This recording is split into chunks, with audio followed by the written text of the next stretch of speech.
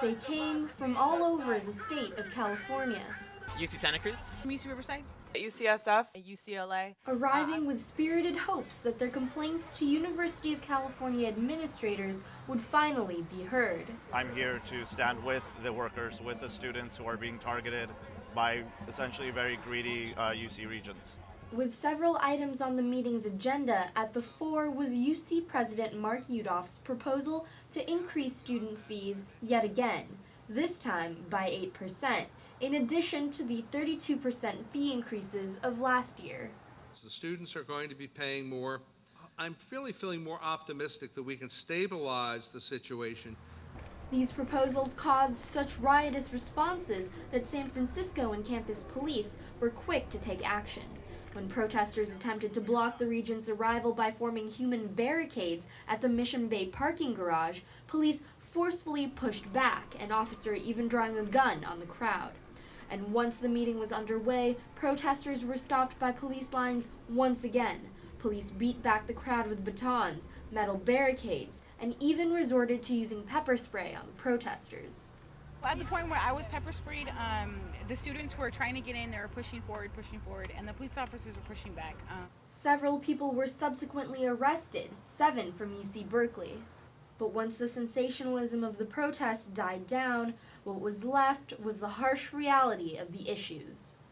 Other votes over the course of the 3 days include the approval of construction projects, the debate over renaming fees as tuition, the expansion of the Blue and Gold Opportunity Fund coverage to those with a higher income, and worker pension and health care plans. $80,000 covers 69% of all California families. Look at the message we're sending. The fees are going up, but over 2/3 of California families will not pay it, period.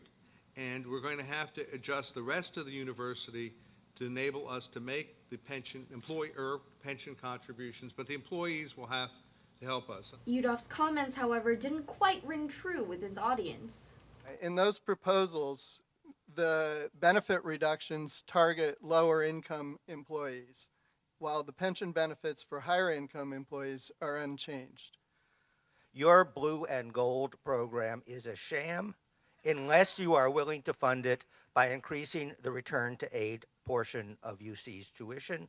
Otherwise, it will be funded, and it is being funded, by reducing every student's financial aid package and by increasing the amount that each student needs to work or earn or borrow.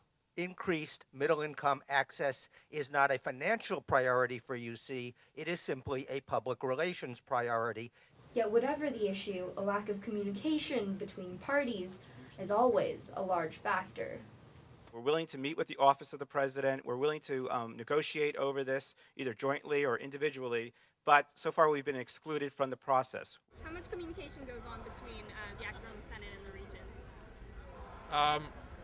With the regents themselves, it's relatively constrained. It happens at meetings. It happens to some extent outside meetings. In terms of talking to ordinary students, you're right. That's something we probably could do better. As the first committee sessions come to an end, the issues at the forefront of the debate still have yet to be addressed. The UC Regents' focus remained largely on the lack of state funding and attempts to bridge that revenue gap. Students here, however, are still anxiously awaiting the final vote to decide whether or not their student fees will be raised and their student services will be cut. In San Francisco, Reena Flores for CalTV.